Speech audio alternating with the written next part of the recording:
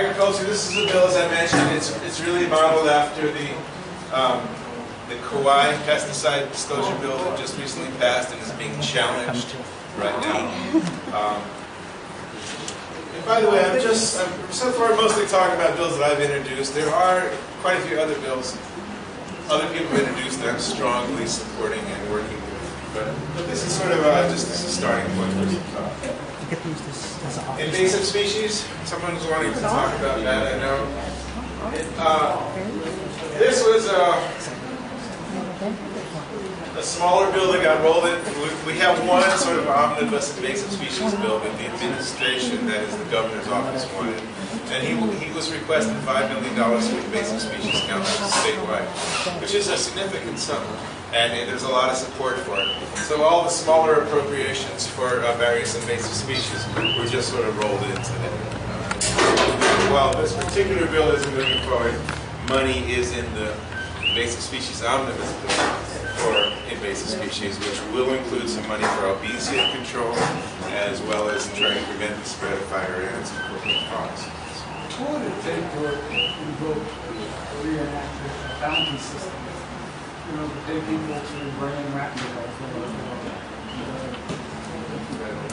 You're asking about a bounty system, some sort of prize for bringing in invasive species.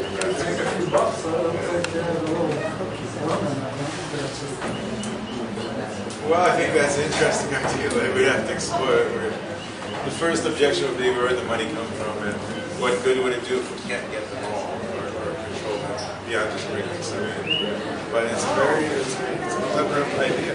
I think if we can come up with a really good recipe for cookie frog, that would be I'm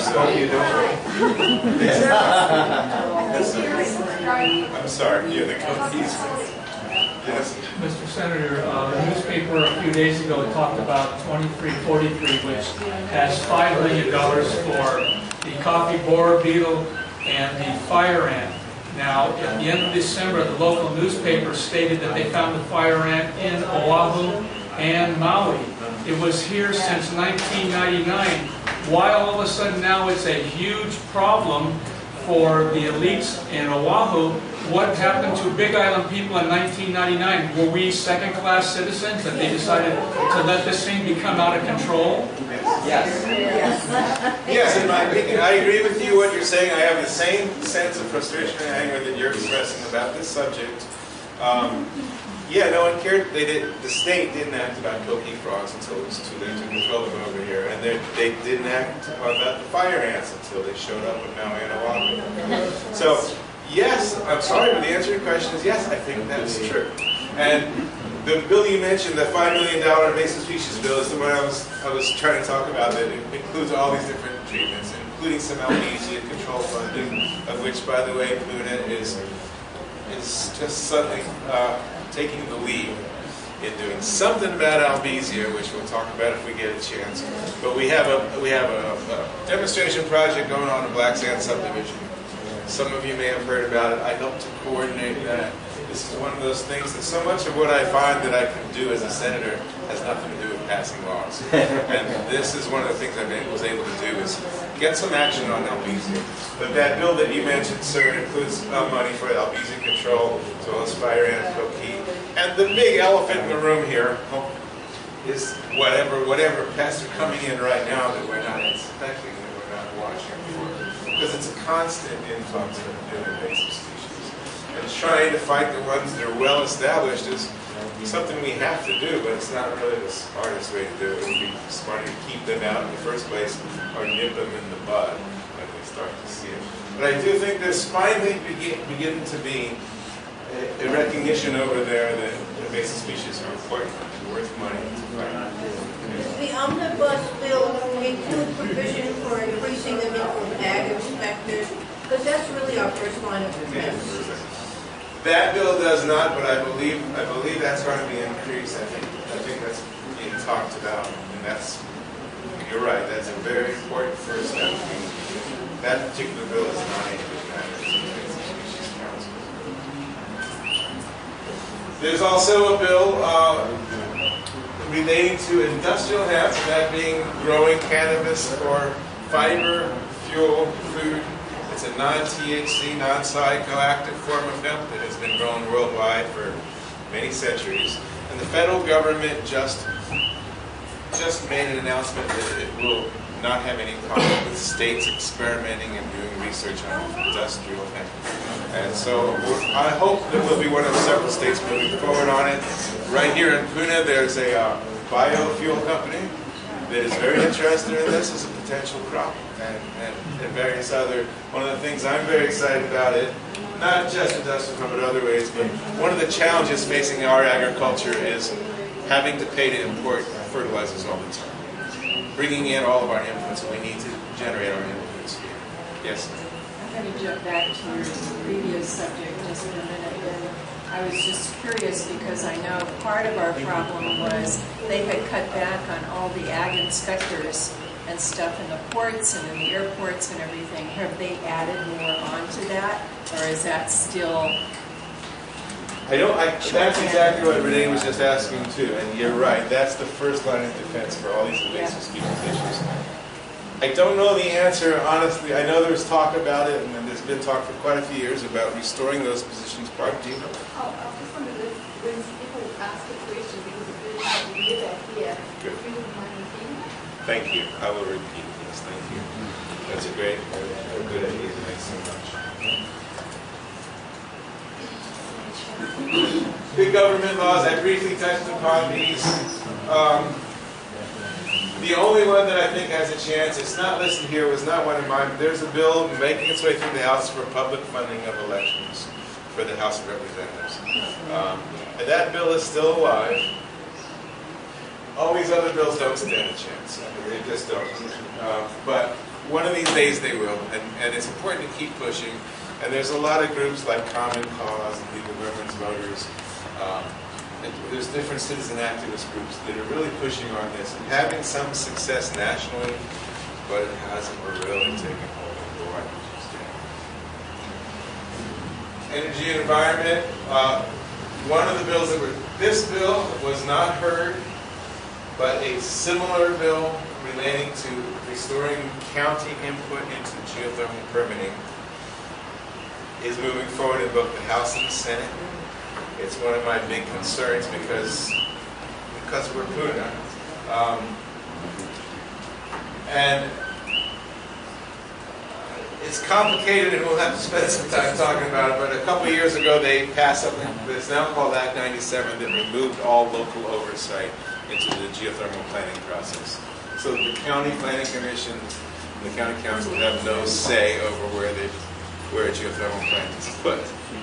And that was sort of an overreach that I don't think anyone quite intended. We're trying to restore county oversight. Along the way, we're trying to restore the right to contested case hearings and a few other details related to the geothermal permitting process. As some of you may know, there's plans afoot to do additional geothermal plants, possibly in Puna, possibly in other parts of the Big Island, and possibly on Maui and Oahu. And my concern is, if that's going to happen, it ought to be done safely. It ought to be done in a very different manner than how the first geothermal plant was done. And I'm personally not convinced it's the way forward for us when solar power is becoming cheaper day by day and doesn't have any hazards whatsoever. So this is a big issue for Puna. I wish I could avoid it, but I can't. And I do want to recognize Bob Patrici, who's back here, has also been working on this issue a lot, spending a lot of his own time over on Oahu, lobbying on this and some related subjects. I really appreciate it. It's really great to have their representation. And there's a resolution asking for a geothermal health effect study, which was requested by a county commissioned report called the Adler Report. So this is a resolution in support of that. Fracking is usually associated with gas and oil exploration on the mainland, but there's a form of geothermal development called EGS, or Enhanced Geothermal Systems, also called Engineered Geothermal Systems, that uses fracking to open up geothermal resources where they don't naturally occur.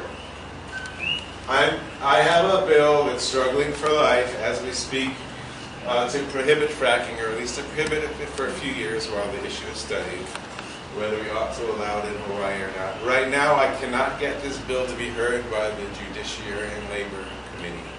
It was heard by the first two committees along its way, and the chair of Judiciary and Labor is not scheduling it for hearing at this time, and I've been asking a lot of people to send in comments, emails to him to please ask him to hear it. Tomorrow is the last day he can schedule a hearing for this bill. What was that called again? EGS, Enhanced Geothermal Systems, and it's also sometimes written as Engineered Geothermal System. And again, my concern with fracking is protecting our groundwater, and that's the biggest concern nationwide for fracking, in my opinion. In some areas, seismic induction or creating earthquakes is another concern. For us, I think we have earthquakes all the time anyway, and I'm more concerned about the groundwater issues. But I believe that we ought to at least stick to the safest forms of geothermal if we're going to do Can you this. stop for just a minute and Yes. tell us who is the chair of that committee? Clayton P. Oh. And the committee is called JDL. We'll talk, I think we'll have a little summary of how to submit some testimony online. There's a very useful website, let me stop for a minute now, called capital.hawaii.gov. That's capital with an O. There's a paper over there, I think, from Public Access Room that describes that. And also, if you pick up one of my newsletters, there's that website is here also. And it's actually, for all the faults of Hawaii state government, it's actually one of the best state government websites in the country. It's very user-friendly. You can go to that website and not know the bill's name and look for, I'm looking for a bill on fracking, and you can find it, see where it's been, who's testifying on it, where it's going, where it's due to be heard. And if you were to look up the fracking bill that's alive right now, you'll see that it's waiting for a hearing in JDL or Judiciary and Labor. And that's Hey, Clayton Russell, P. can I make a comment about testifying online? Yes. It's a little daunting for the first-time person to do it.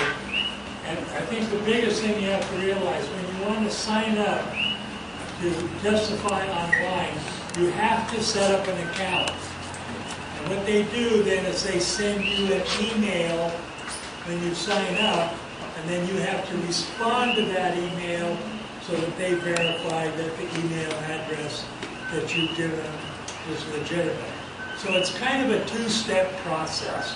You go to the website, you sign up, and then they're going to send you an email back, and then when you confirm on that, then you can log in anytime to testify on any legislation.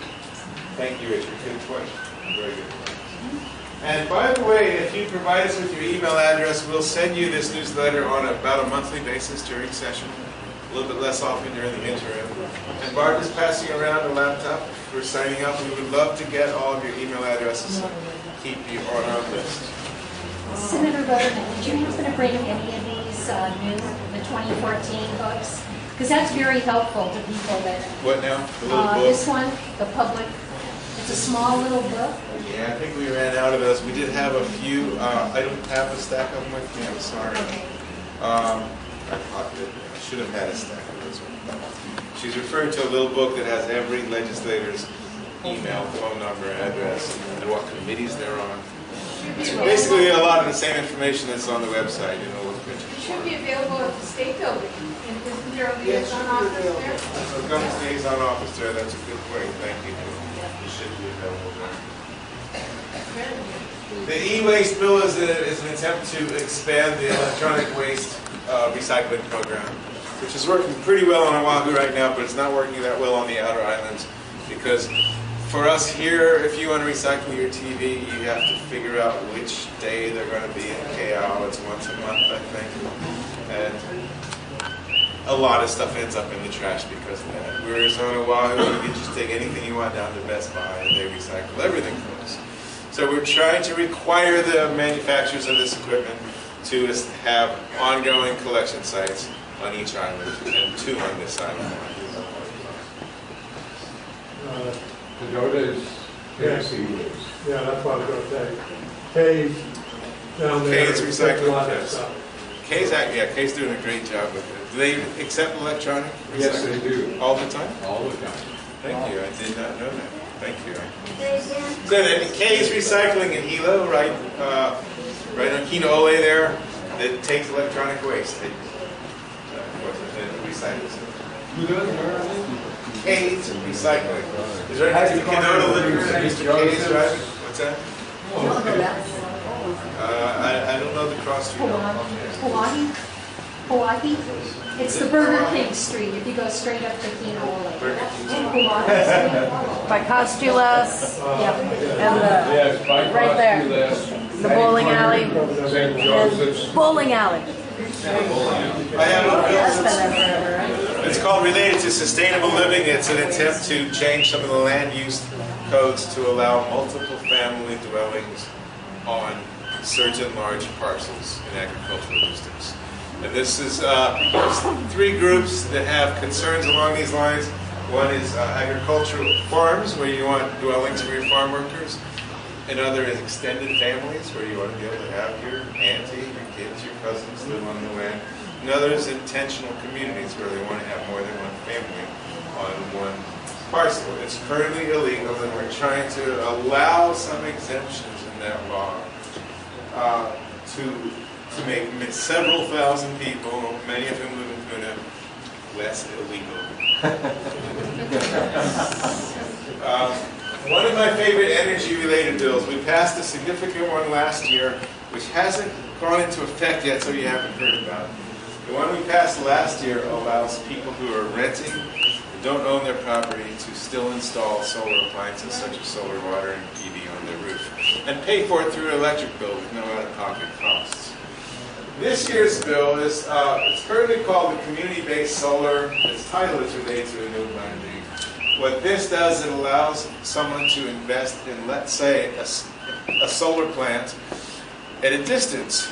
Like I could buy 5 panels of a solar plant out in Keaau and get the electricity that those panels generate delivered to my home without cost, or a nominal charge to Milco for transmitting.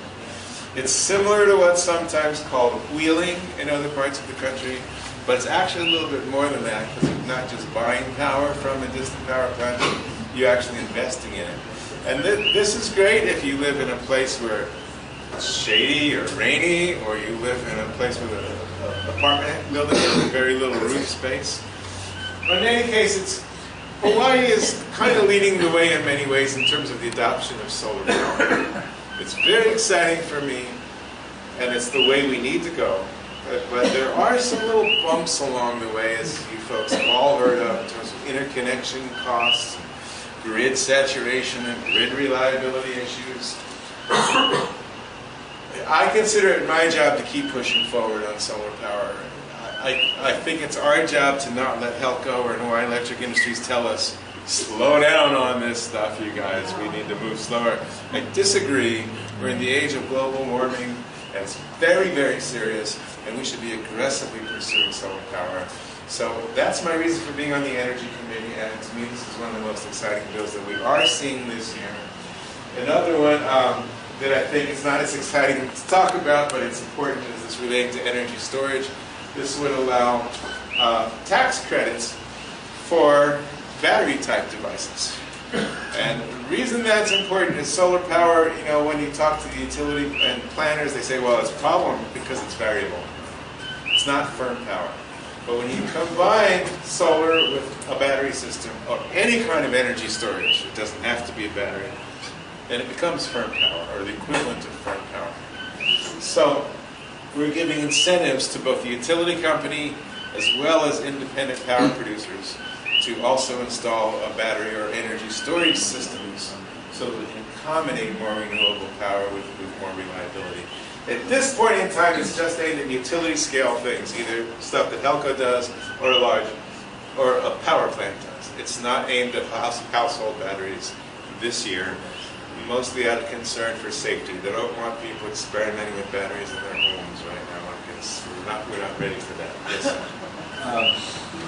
I was asking, I mean, it seems like, do you have any sense at the legislative level to make any drastic changes to the PUC, because, I mean, as far as I've seen, even after Governor Abercrombie promised this, when they opened the solar farm down here in Puna, right?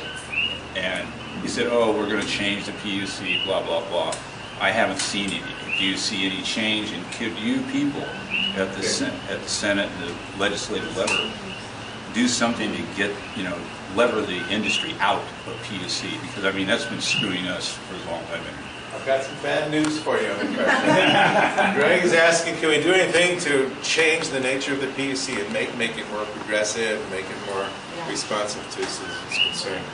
A PUC being the Public Utilities Commission, which is who regulates people like the electric company. Right now, the PUC is in danger of moving the opposite direction. There's a current issue going on where we've had a chairwoman of the PUC named Mina Marita. She came from the House of Representatives, where she was chair of Energy Committee and very, very knowledgeable. She's been the chair of the PUC for the last few years, and people say she's the most progressive chair the PUC has ever had. And she has overseen some of this development of solar power and stuff. And while I don't agree with her on every issue, she's a real person. She really cares about these issues, and she really has made some independent decisions, of which, so the reason I'm bringing her up is right now her appointment, she has a 3-year appointment which just ended. And the governor has made some signals as though he's not going to reappoint her. And a lot of people are up in arms about that. In fact, there was a petition going around that was signed by a lot of the legislators asking him to reappoint her. It is felt that he's not reappointing her because he's not happy with some of her independent decisions. I was just down in Pahalo last night, where one of the biggest issues of the last couple of years is what's called AKP, or Aina Koa Pono, which we haven't heard so much about up here because it's just not in our neighborhood, but it was a entity that wanted to develop a biofuels refinery down there, using some experimental microwave converters and a very questionable plan where they don't know where they're going to get the cover crops from, or they don't even know what they're going to grow.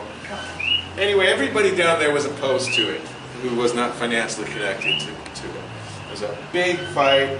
The PUC rejected their proposal. It would have increased electric rates, by the way, increased them, because it was a very expensive proposal. After much consideration, the PUC just rejected it. And it's felt that Mina Marita is being punished for that. So right now there's a big campaign to pressure the governor to reappoint her, so that at least we'll keep moving in the relatively better direction that we have right now. What about, just one more, yes, I'm sorry, just one more thing. Did the PUC okay the bio plant up at Keaau? I mean, is that... Yes, they did. At 25 cents a kilowatt hour. That one they said yes to, and AKP they said no to. Oh, yeah. Well, I mean, the Huhonua one is supposed to burn the eucalyptus trees, right? As I understand.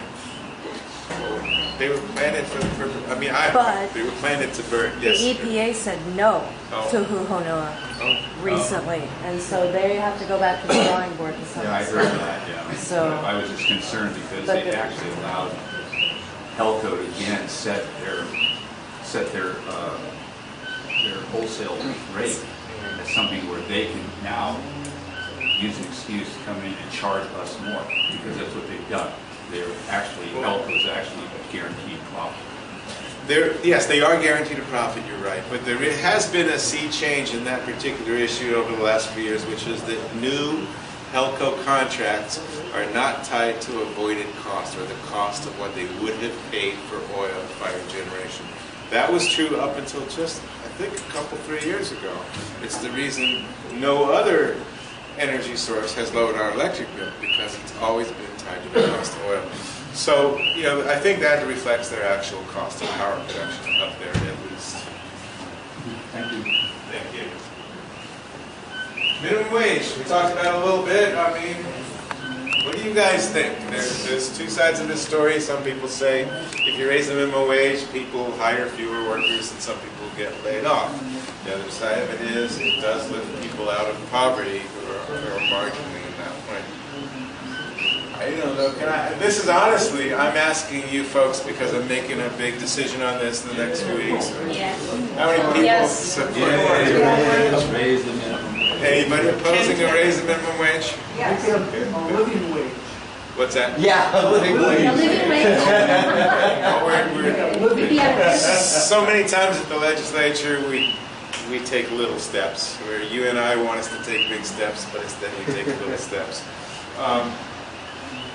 There's another, there's a couple of, by the way, this description of this bill is not the bill that's currently alive right now. The issue is alive and very hotly debated, but it's not this bill, I don't think. I take it back. It is this bill. This is not my minimum wage bill, but this is the one that's moving forward right now. It will be heard in Ways and Means tomorrow. Yeah, there was just an email Well, from... heard in Ways and Means, does it have a pretty good chance of making it through? Yes, it has a good chance of making it through the Senate, but then it goes to the House, where it has to go through the same process. The trick with bills like minimum wage is the details, you know, because the Senate's going to pass one minimum wage law, the House is going to pass a different minimum wage law, and then we have to agree. Somebody has to give, and egos and reputations get involved. And if we can't agree, then you don't get the bill. That's exactly what happened last year. Both sides wanted it, but we couldn't agree on the tip credit detail. It's a small detail, kind of small. And we couldn't agree on it, and people walked away from the bargaining table. And that's the big fear, and that's the big dance right now, is how can we move the minimum wage bills forward in a way that we come to an agreement? And right now, you know, the issues are the tip credit, which is an issue I'll explain if there's any interest, and whether or not to tie the minimum wage to the CPI or consumer pricing index, which would allow for automatic increases in the future. Those are the two details that could cause this bill to fail. And there's, you know, it's election year, and some people are trying to make or break their reputation based on this, and some people just want it to be all about them and their idea, whereas some of us just want it to succeed. You know? Russell, Yes. I read the other day that the federal government is talking about instituting a minimum wage, in which case that would preempt anything that we do locally anyway. For contract workers. It would if ours is less than that at any specific time. What's happened at the federal government is the federal employees have to pay to release this. They have not yet passed the minimum wage bill, and it's probably very unlikely. But it's all the more reason for Hawaii to act, because if we don't act and their minimum wage passes ours, then that becomes the default minimum wage. And federal law has a $5 per hour tip credit, which would become law here, and that would be perhaps the biggest repercussion of that. A tip credit is when a restaurant, if they have tipped employees like waiters and waitresses, they don't have to pay them the full minimum wage if there's what's called a tip credit in the state. In Hawaii right now, we have a 25-cent tip credit. Federally, it's a $5 tip credit. What that does, so if $7.25 is our minimum wage, if I get tips, my employer can pay me $7 with the understanding that I'm going to get some money in tips that takes my wage above the minimum wage. It's a double-edged sword. It makes a certain amount of sense because the tipped employees are not really going home with minimum wage. And what you want to do is raise the wage of the people really getting minimum wage, the dishwasher, the busboy. And if you don't have a tip credit, then the waiters and waitresses get a raise along with it. And some people feel, well, that's not fair, that's not who we're trying to give a raise to. And so that's the tip credit issue, which is kind of sticky. Yes. Mr. Senator, you're a marketing guy. You have businesses, and for example, your company sells a lot of organic produce and products, and those items are much more expensive than conventional because it costs more to produce them. You throw in a higher wage on top of that, aren't these production costs just passed along to the final consumer price? So you can raise minimum wage real high, but they're just going to be spending more to buy stuff in the future, reflecting the higher cost of production. Well, I think you have a good point, and that's the other side of the story. And some people say, I've heard business people say, if you raise the minimum wage, I'm going to lay off 10% of my employees. That's one of, they either lay off people or raise prices. That's the argument. Says that we'll have to do one or the other. There's a certain amount of variation in wages that do not result in an increase in prices, though. And a lot of people feel like we can handle this. We have the highest cost of living in the nation right now, and we don't have anything near the highest minimum wage. Now, if every business has the same increase in minimum wage, then competition remains fair. I mean, no one has an advantage compared to somebody else in that regard. I think there's a certain amount of fairness there. The other thing is, businesses are making money, you know, and a lot of people are not surviving. And there's a huge income, the income gap in our country is growing radically right now. It's almost out of control. And so the question is, do we do something about it or do we not do anything about it? The simplest, most common sense thing to do is raise the minimum wage. It doesn't affect a large number of employees, but it causes the whole rest of this wage scale to go up. And I believe it's just, I think that we have a need in this country to make our income distribution a little bit more fair and have fewer people in poverty, more people earning a minimum wage, a living wage. Another way to look at this is, okay, you have an employee at McDonald's or Walmart, they're getting a minimum wage, and they're getting food stamps, right? And they're getting other subsidies. That means the taxpayers are subsidizing their cost of living instead of making Walmart pay their cost of living. That's not fair. A business, if you're a full-time worker, I think we live in a society where we can look around and say, if you're working full-time, you ought to be able to afford the basics of life. And I think that consideration outweighs the possibility that prices will go up, because it's only a possibility, it's not a sure thing. There's room to give in businesses' profit margins. Yes? For every Walmart that opens across the nation, that municipality, county, pays about $800,000 a year to subsidize that Walmart. So if you don't think that's corporate welfare, I do. And in Australia, the minimum wage is almost $15 an hour. I know everybody's going, whoa! A hamburger there, a McDonald's hamburger, costs 20 cents more. I'm willing to pay 20, well, I don't eat like that. But I'm saying that I think responsible people should be willing to pay more. So that's good. Thank you. There's another way of looking at it also, and that is that when you raise the minimum wage, you're increasing the disposable income of that level of people who will spend it locally. I mean, when the big fat cats, you know, like Donald Trump and all of those people, Bill Gates, when they get more money, they don't spend it locally. They land on the yacht, they put it in a Swiss bank account or something in the Cayman Islands, you know. But if that doesn't come back into the economy, but when local people have more money, it does go back into the economy. Yeah. Very good point, Renee. Thank you. And I'm going to move on a little bit. We'll come back to this, and what I would like to do is rush through this and then have a little time for discussion if we can, unless I'm missing something very important. Well, just one thing I'd like to comment here. Yeah, we need more a higher minimum wage, but it hurts small business. But the real issue here is the Fed making inflation. The inflation is why the minimum wage is enough. Back in the 60s, I was making $4 an hour, and I was making, that was a good wage. But now it's nothing. Well, inflation is part of the reason why it has to be adjusted. Yeah, and that goes to the Fed. I'm not sure. Good point.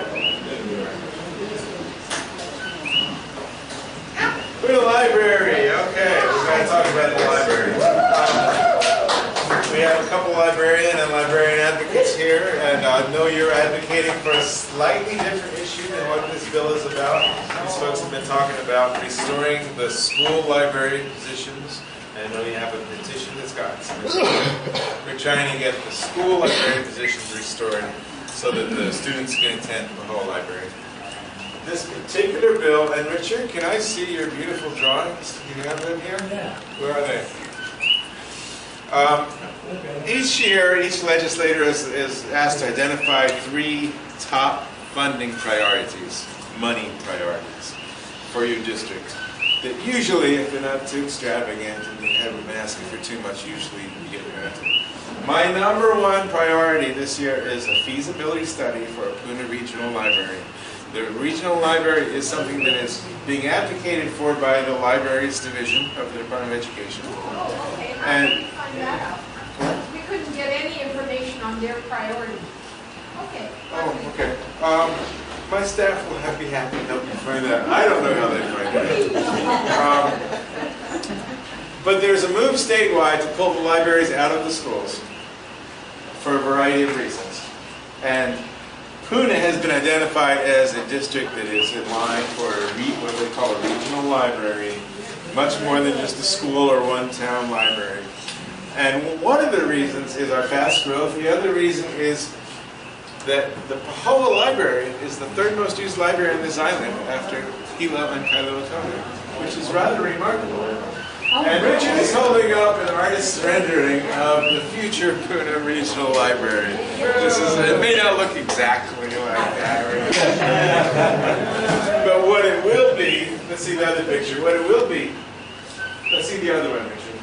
It's going to be a modern type of library. Lots of computer resources, lots of audiovisual space, a lot of teaching workshop spaces.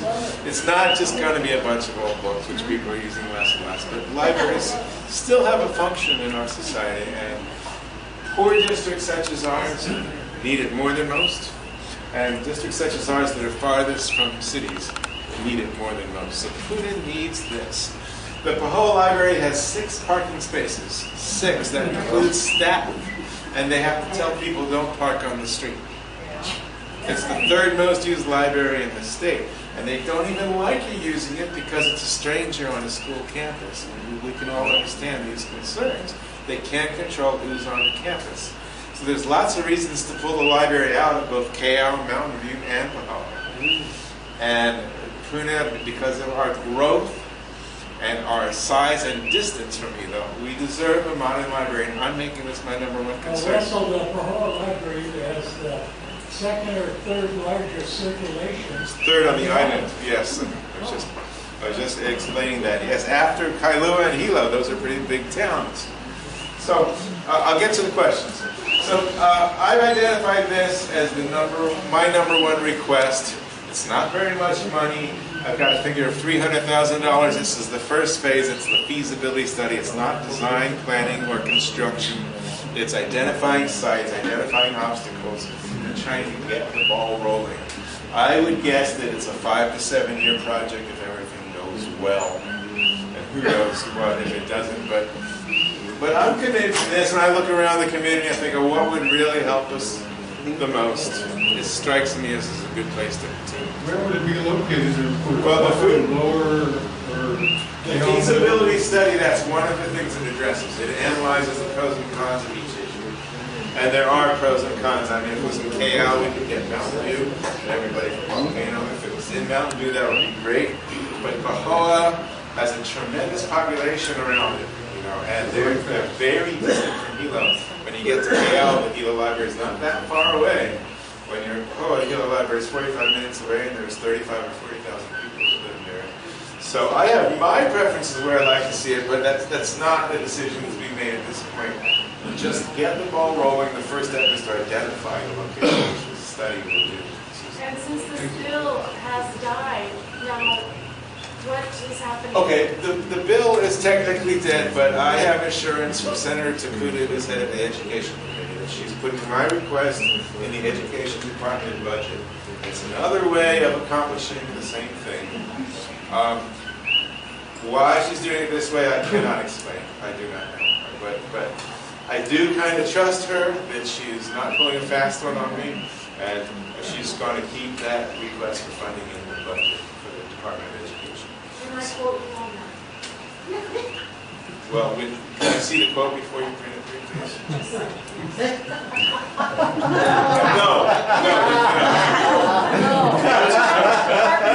No, I'm happy to go over the quote with you. I'm cautious about that. Yes, I'm sorry. There was somebody else had a question on the library that I didn't get to. I'm sorry. Somebody else had their hand up. Okay. Yes, I just. Okay. I missed 2 points. I'm sorry. Okay. The first point is if we do get the regional library.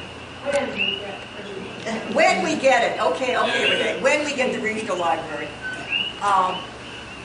would the school libraries remain in their locations? They will revert to being school libraries. That's what I'm saying. Well, that's up to the school if they move it or not, but they will simply be school libraries. With school librarians? Yeah, okay. It's not about closing it down, it's about giving them back to the schools. Thank you. You know, right now, a student at Keaau High School can't really use the library unless his teacher comes down with them. Where do they have time for that?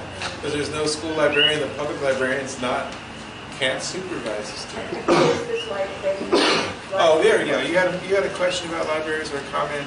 Oh, I was just saying that I was a newcomer here, and when I went to the Keaau in Keaau, everything that they're talking about, I was just floored because I've been teaching at a community college in the library, and we're getting so many students from areas like that, and they're totally lost. They don't know how to use it. The test scores go down. They have no idea how to do research. They drop out. Speaking in the extreme, but we are totally disadvantaged and have been for 5 years. What I don't understand is that regular libraries, our library in Keaau, has a mixture of adults and students. I mean, what is the problem? But I'm not even asking you to explain that. Well, it's open to the public. I mean, it's not part of the school, so if there's a kid there, they came with their parent, right? They didn't come. No, they don't come with their parents. They come Okay. on their own. In fact, the Keaau library is a drop-off spot, and parents pick up their kids at 5 o'clock. I guess what I mean by that is there's no school that's responsible for their safety when they're just at a public library. Another way of kind of depriving.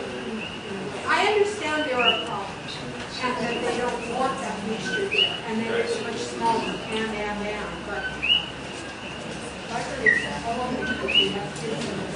I have a bill that just passed a key vote today, EMS services, ambulances. We're going to get a new ambulance in Puna, another new ambulance in South Puna, our district. And by the way, one of my other priorities is in support of the Puna Community Medical Center developing into a emergency room. As some of you may know, they're striving to do that. And they have a grant and aid request. That's the technique by which the state funds nonprofit organizations. And that's one of my other 3 priority requests this year to help them along the next couple of phases. It's design, planning and design, I think, is the next 2 phases for them. Early childhood education is a big issue right now because the governor has a big push to expand it to preschool and have essentially universal preschool for all kids in the state in a few years. But it's controversial because to accomplish it according to the governor's plan, we have to use private facilities for the preschools. So we'll be using public money to spend in private facilities for the first time. Because of that, you're going to see a constitutional amendment on your ballot in the fall. Do you want to authorize public money spent on private schools? It's a big issue for the teachers union. It's an issue, some people fear that it's a slippery slope towards vouchers, and it's not. It's just a way to extend preschool education to every kid in the state through what the governor's office feels is the only practical way to do it with the infrastructure we have right now. I see some people shaking their heads. And I know this is a controversial issue. There's numerous bills related to it. The biggest question is this private facilities issue. And if we do use private facilities, the facility has to agree. If it's a church, there can be no religious teaching at the preschool. There's a lot of protections like that. But here in Puna, for example, there's not enough preschools to accommodate all the kids. If we were to decided to send them all to preschool. They have to be, we have no public buildings that would accommodate unless they use That's the point. 5 o'clock in the morning at the public. Yeah. So I'm not a super expert on the details of this issue, to be honest. I sit on the education committee and I pretend I know what they're talking about most of the time. But there's subtleties to this issue that I really don't understand. And but I want to make you aware of it. It's going to be talked about a lot, especially as we get towards the election in November, because it's a big constitutional amendment that we're seeing.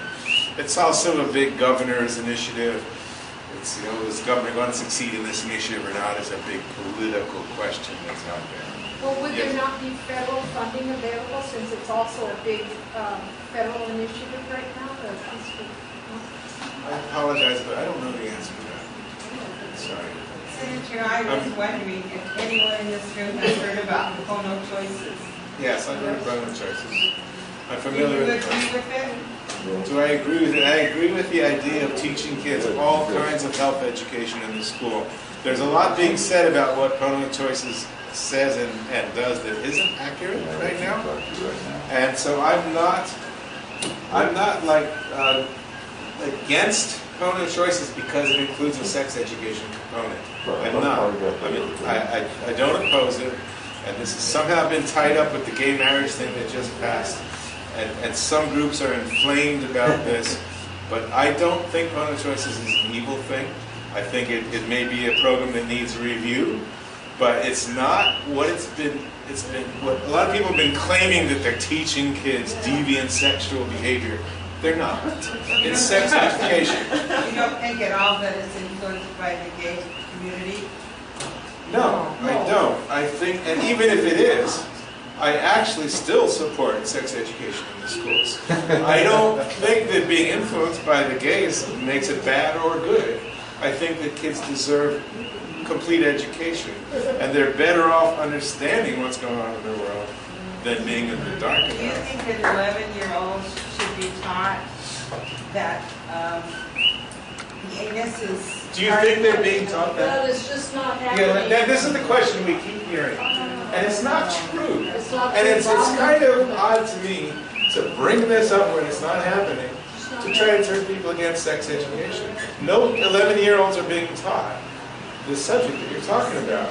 But a lot of groups are claiming that they are because they're mad that gay marriage passed. And I'm sorry, I'm completely on the side of marriage equality, and I believe in sex education for kids. I realize everyone won't agree with me on that.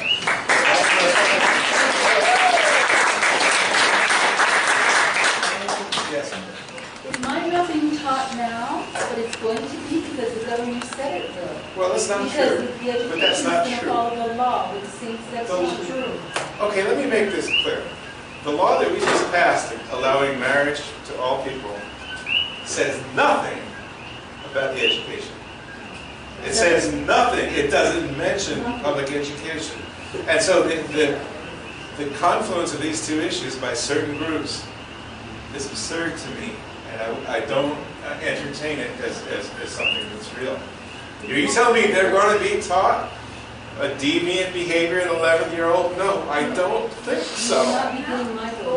Okay, thank you. I'm glad. I appreciate that. I appreciate the clarity. If you ask me, do I stand for gender equality and gay rights? I do. I stand for gay rights. I'm proud to stand for it.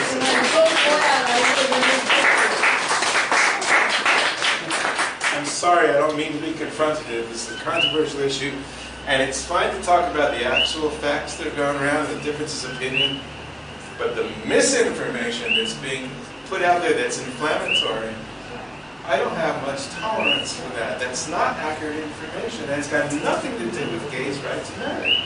Nothing to do with it at all. Excuse me, I'm going to try to get through these slides. Some other money things, okay? There we go.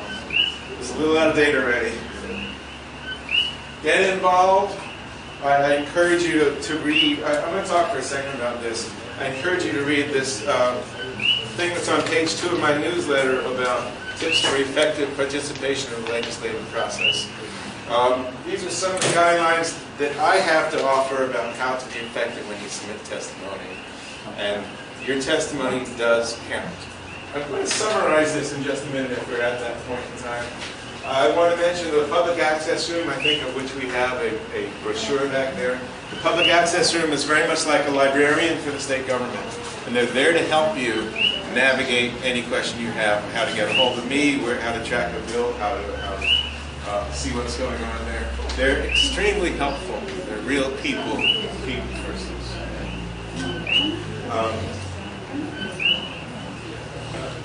And there we have it. We have Barb Cotton's, our community liaison's contact information there. And questions. I want to talk about, before we get to questions, I want to summarize a little bit of this, my suggestions for effective participation in government. And I'm going to ask Barb to briefly talk about the idea of video testifying too. Okay. There's a world of difference between just writing to a legislator and expressing your opinion at any time of the year versus targeted testimony aimed at a specific bill that's going to have a hearing soon. And the difference, I mean, when you target your testimony for a bill that's going to be heard, it's worth 100 times more than just writing to me in the middle of July and saying, I oppose, whatever it is, you know. I mean, it's fine to say I support or I oppose something as a general concept, but tell me you support or oppose a specific bill and that you're my constituent, and I will listen to that. That's very important to us, okay? So that's the whole idea of learning when a hearing's coming up, what bills are being heard. And as I mentioned before, I'm asking for people to contact the chairman of the Judiciary Committee and ask him to hear the fracking bill. That's, if he gets 100 emails about it, he'll probably pay attention. He might pay attention. I really encourage you, if you're... So there's two forms of targeting. One is time-wise. You gotta address it at the time the bill is being heard. The other is, who are you writing to? When I tell you to write to the chair of Judiciary about fracking, that's directing it at a place where the person that can make a difference right now. And that's much better than just writing to everybody all the time. There's a technique to email all senators and all reps by saying all sends, and that's fine, but we don't take it as personally or as seriously as if someone wrote to me. So if there are 5 people on a committee, take the 5 minutes to send that testimony to each of those 5 people, and I think that's a little bit more effective than just writing to everybody at once. And I'll get to your question, right? If you're their constituent also, it's crucial to mention that. And I think you should mention it in the very first, the subject line of your email. You should say, you know, I oppose fracking, or I support the fracking ban on your constituent. Say that right in the first line of the subject line. Because a lot of times what people will do, they're just going to look at the emails, they're just going to say, okay, 1 in favor, 1 opposed, and they tally them up. Okay, 13 in favor, 24 opposed. So if you haven't cut to the chase in the subject line, you may not get your point across. Oh, I mean, this is important. We're inundated with stuff to read. Sometimes people send us 30-page documents and say, you got to read this right away. And it would be most useful if you sent me a 1 or 2 paragraph summary of that document. Because there's, frankly, no way I'm going to read those 30 pages unless I have to be really interested. Like an abstract. Yeah, give me an executive summary or an abstract. So it doesn't have to be detailed. Your testimony does not have to be detailed, and in fact, you should get to the point right away. And tell them if you're a constituent. If you're not their constituent, don't quote me on this. Do not tell them. If you're not their constituent. Let them guess. The other thing I would say is, be somewhat respectful when you write to us, including us now. There's such a tendency, and by the time you decide I'm going to write to my legislator, you're usually so worked up about something, right? There's a great tendency to lecture us, or scold us, or say shame on you, and call me names. And we get some emails like that. It starts off with, you stupid idiot. Things like that. Or worse.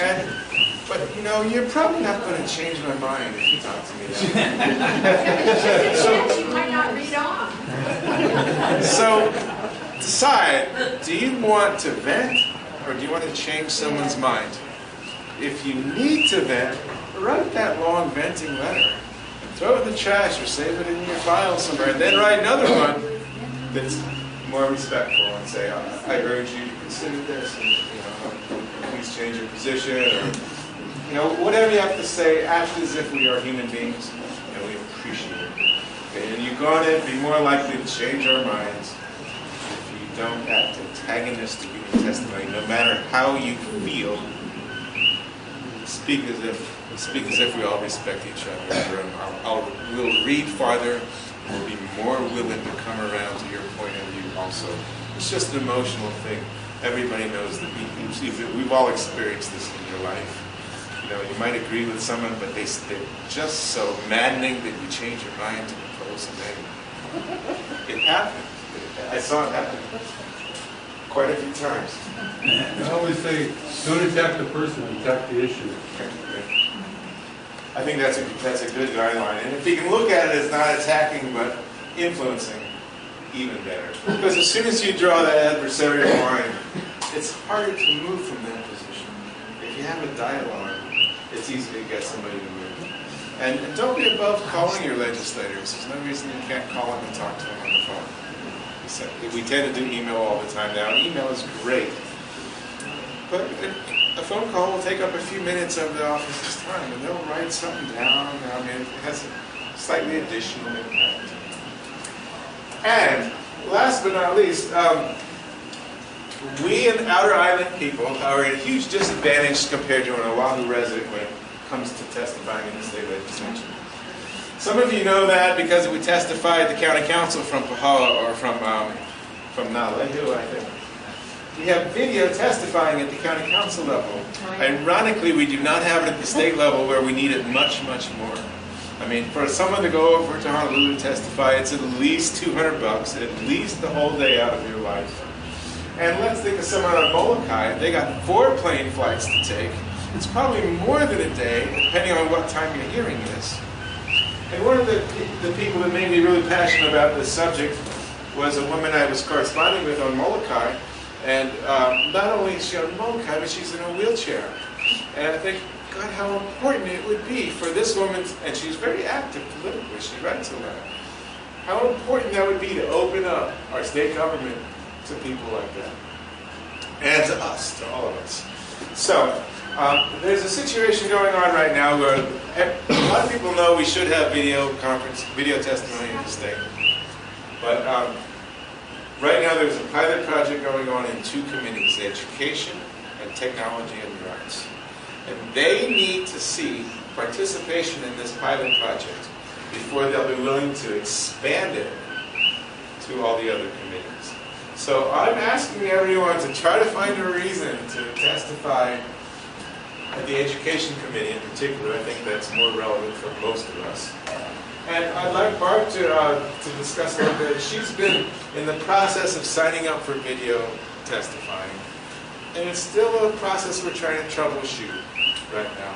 Barb, can you tell us what it was like the last couple of days signing up and how you do it? Well, just so that you know, when a Barbara, you got to speak up. Okay. When a bill gets a hearing, you've got 48 hours between probably less than 48 hours from when you hear about the bill getting a hearing to when the actual meeting is happening. And you've got to have your testimony in 24 hours before that. And the same goes for video conferencing, testifying.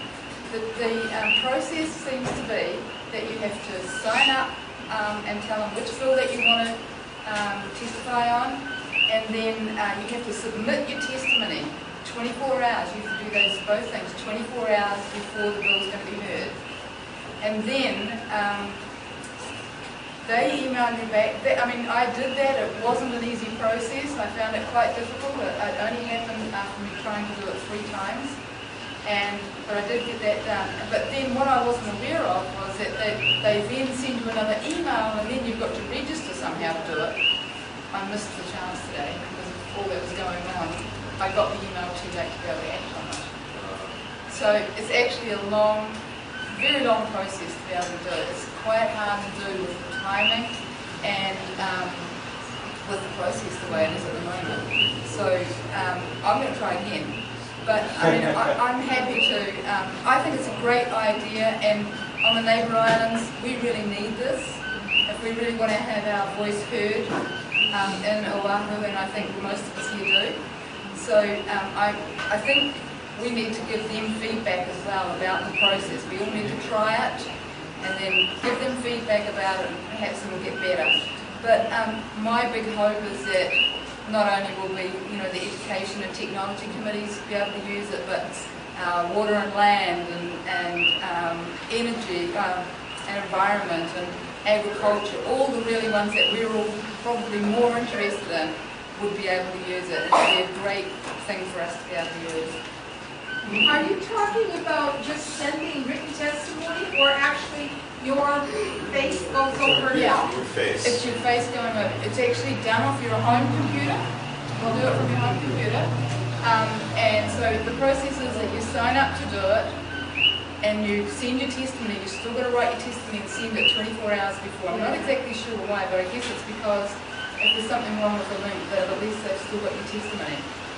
But then they email back and you've got to register to testify, it seems. And that I didn't expect that to happen. I thought I'd already registered to do that. So I'm going to call her tomorrow and find out some more about it. But it is... So is it between certain hours, or can you do No, that? you can do it at any time. You can do that at any time. The sign up and the registering. The sign up and the registering can be done at any time. The thing that you have to be really aware of the time is actually getting your testimony in and telling them which bills and which committee you want to. I thought that's what I had done, but apparently I hadn't completely registered. I'm sorry that it is this frustrating, but it's good to have this real life feedback about it. It's our job to push on this a little bit. Yeah. I've been in the committees when people video testify in. Yeah. I didn't realize how difficult it was from the other end, or how challenging it is. I hope we all don't give up. We need to show them that there's people out here that really want this video conference.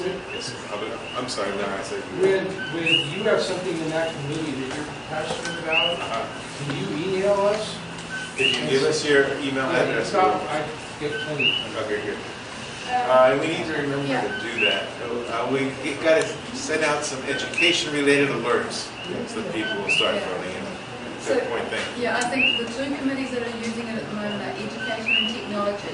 So we've got to use those. I mean, there were two bills today that I wanted to testify on. One was to accept a certain microbe as the Hawaii's national microbe, and the other one was to accept the ukulele as the national instrument. Very important bills. Very important bills. But I really wanted to testify just to use the process, and that's what I really counsel everybody here to try and do as well. Yes, sir, I'll get yours.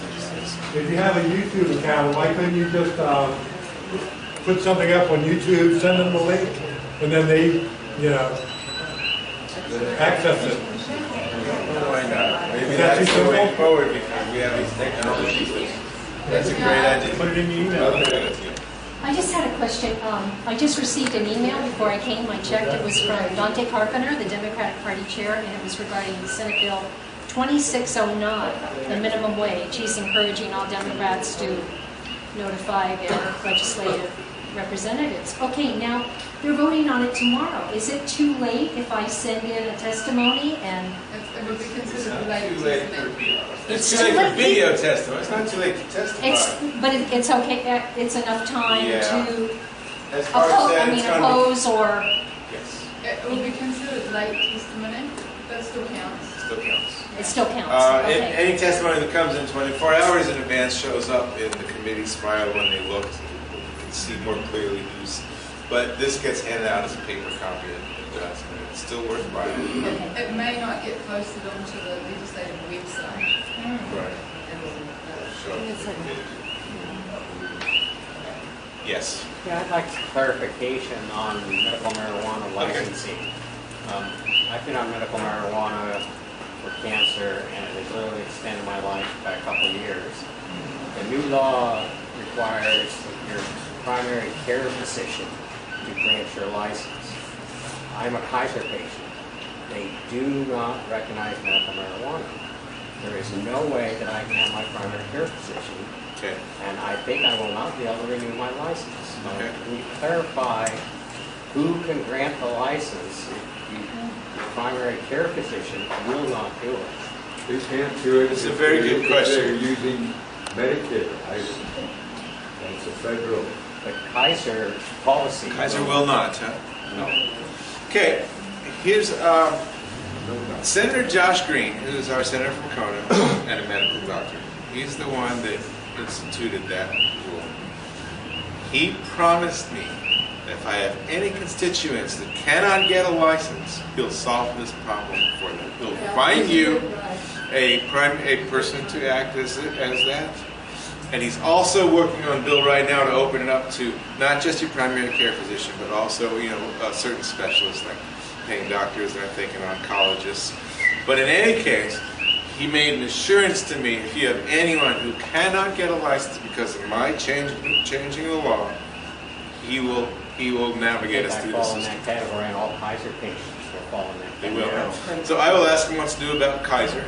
And meanwhile, if you contact us, send us your email. You can contact Josh directly, but if you want to do it through me, I will forward it to him and say, Josh, remember, you said you'd help me take care of people like this, and I'll make sure that he does. Russell?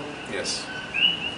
No doctor that is being paid by Medicare can approve a medical marijuana license for you. Medicare will cut him off. So that's another issue that needs to be fixed, and I didn't know either of these two things. It's something that Josh Green needs to explain. What are we going to do about it? Because he's committed to not destroying this program and to helping people. He wants certain controls on it from a doctor's point of view, but he has told me he's going to make sure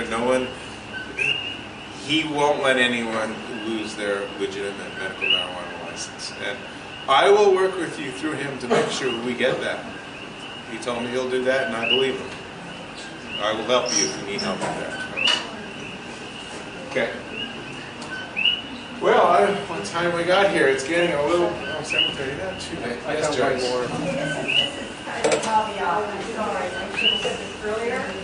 We need some help on Highway 130 to Puna and onwards to Kalapana. The ruts that we can avoid are getting really, really deep. Potholes are getting deep.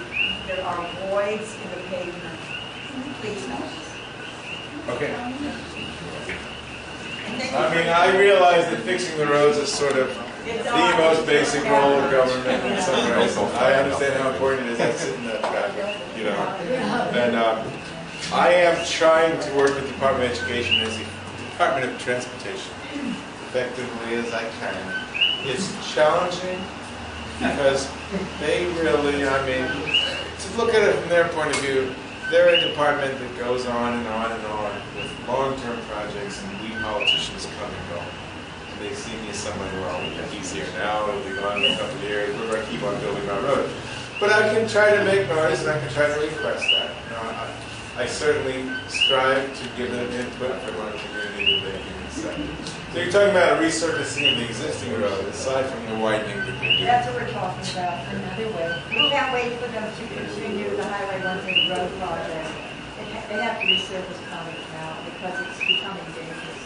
Okay. And I'm going to be working with these folks here to try to make some adjustments to the road up near Mountain View School. It's another thing we need to talk to them about. Thank you very much. We'll just have a few more questions, and for those who do want to stick around, I really appreciate those of you who are, yes. Yeah, I have some concern about your bill 2274. Okay. And you kind of passed over it lightly, the sustainable living bill. One thing that it appears to do is exempt these structures for sustainable research from the building code.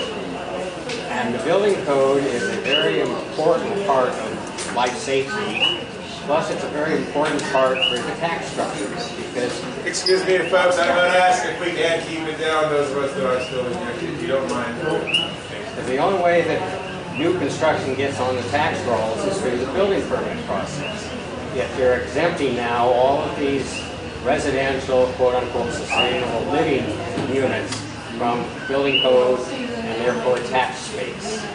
How do you address this? This particular bill doesn't touch the building code. It touches the land use, permitted land uses. Exempt from all county ordinances, which is building code. No, it doesn't exempt from all. Can I quote you on that? Yes. Okay. Thank you. My bill is aimed at state land use categories. State land use. Yes. Now there are also discussions on the county level regarding the building codes that are somewhat parallel, but my bill doesn't touch the building code at all. They will have to comply with the building code. My bill doesn't change the building code requirements at all. It changes who's allowed to live on the property. Okay. Now, the two things are related. I'm not saying that the issues are unrelated, because yes, the same groups are trying to advocate for some, the option for applying for exemption on building codes too. And so while there are legitimate concerns that I probably agree with you about building codes, there's also, I believe, some flexibility that's probably appropriate for those of us in Hawaii living really close to the land. That maybe we don't all need double wall construction. What is the intent of limiting it to a 5-acre to 15-acre, which excludes the smaller parcels or the larger parcels? My bill goes from 1 acre to 15 acres. The reasons why is less than 1 acre, you're much more likely to get complaints from your neighbors. Above 15 acres, it falls into a different land use category. And I apologize for not being able to explain it correctly, but above 15 acres is an entirely different category of permitting. And that's the reason why we didn't want people in urban or suburban areas to be worried about this, to eliminate some opposition. These are things that should happen on large parcels in rural areas. And that's the reason for the 1 to 15 acres. Okay, a couple more questions, then I want to thank everybody for coming. Getting back to pesticide, what do you think of Senator Green's bill on the moratorium? On glyphosate? I'm completely in favor of it. Last year I co-signed this bill and I got so much flack for it that I kept my head down a little bit this year. I completely support it. Do you think it'll be accepted? I think everyone's going to come out and say, you can't take away our Roundup, what are we going to do? I believe his concerns are very legitimate. There's a lot of science showing that glyphosate is not the benign thing that it's had a reputation of being for 20 years. It's a very serious problem in our society. But I'm letting him take the flak for it for the time being. But I will support it, and I will vote for it, and I will advocate for it. And I don't think it's going to Yes. How does the invasive, you said there's, what, $5 million for invasive species? How does that really trickle down? Because I think I've got a little fire ant farm going on in my place, and I called, first I called Honolulu, and then I called the local guy, and he said, yeah, you're at the epicenter, but, you can try this or you can try that. Where, is there going to be any help from somebody to say, hey, you got a problem here, this is how you're going to do it, and we're going to help you do it? Because I just got here from the mainland, and I've never heard of a little fire ant before, so I'm baffled by all of that. This particular funding will trickle down through the invasive species councils, which is a group in each county, to use the money for specific programs they have going on. I assume that the Big Island Invasive Species Council includes a fire ant program, but I honestly am not. So fire them up, huh? What's that? I gotta fire them up then, huh? See if they're gonna do it. Yeah, I don't know what they plan to do. I mean, right now when they talk about controlling the fire ants, they're talking about the other islands. Yeah, because they say HPP, and I'm like, seriously? And I was watching a video, and it said, we have this problem since 1999, and the guy says, we need to do something about it, and that was 1999. I think we're done talking about we need to do something. We gotta be doing something now. Because it's not just HPP, they're all over the place now. It's a very serious problem. I don't have an easy answer for it. In California, they're trying to keep the fire ant out of California. I've seen the mountains of the bigger ones in the mainland are much bigger than the ants here, and they live in the ground, and you can see where they live because they appear to be gopher mounds. Here they live in the trees. So you can walk under a tree, a bunch of wind comes by, they're blown on you. The only trouble is out in Orange and San Diego County, and they're trying really hard to keep them out of there. The county has a program where they have an 800 hotline number, and by the end of the day, the county has a quarantine crew out there getting rid of that. In 1999, they found them here, but because Outer Island people are considered second-class people, only Oahu people rate the big money. And now that it's on Oahu, they're going to fight it, but it's out of control. There is no amount of money that can take back all the fire ants on Big Island. It's out of control. We're done. The only trouble is Mr. Green wants to limit chemicals. There aren't any natural ways to deal with the fire ant. There aren't any ways to deal with the coffee borer beetle other than chemicals. What are we going to do? Well, Dr. Green's not trying to eliminate chemicals. He's imposing control on what chemical is been shown to be very dangerous. He's not doing what he was saying. I'm sorry, but it's not. But all these invasive species require a chemical response, and I understand the organic farmers don't want to have chemicals around. That's a great point. The more chemicals we use, the more poison we have. But how do you respond to these invasive pests? We respond to them by asking the experts to come up with the best response. It's not always chemicals, sometimes it's biological control. And the little fire ant is the problem that has exploded in our community in the last couple of years. I know it's been around for 10 years. I got bites all over my neck from Sunday's work. We have to come up with a treatment for it, and I don't have a magic bullet. I get one, Russell. I get help. There was just a presentation. Excuse me, you guys. We'll wrap up in just a second. But meanwhile, excuse us. Someone's still sleeping. I just wanted to tell you, there was just a presentation at County Council on the little red fire ant, and the guy from the Department of Ag came and explained the 3 chemicals that they're going to use to control it. So you can either order the DVD from the County Council or search on YouTube for Hawaii County Council and little red fire ant. And actually, I've recorded probably 10 different talk stories or county council meetings where they talk about the little red fire ant and how to control it and who to report it to. Because that's basically what they're doing. We live in a complaint-based system. So you need to make a complaint, and then they will spot treat it. That's how it's going to go. And then we need to support the funding through the Department of Ag for the invasive species to make sure that, they actually have the money to buy the chemicals. But that's how they're doing it, is through Invasive Species Council through the Department of Ag. And I think the little fire ants is going to have to be a problem that we learn to solve with our Puna creativity, because you're right, they're not going to do it for us, but we have to do it. There's a product called Extinguish Plus, which works. It works real good. Listen, I want to thank everybody very, very much for coming. This is way more of a turnout than I ever would have imagined. I'm so glad to have so many involved people.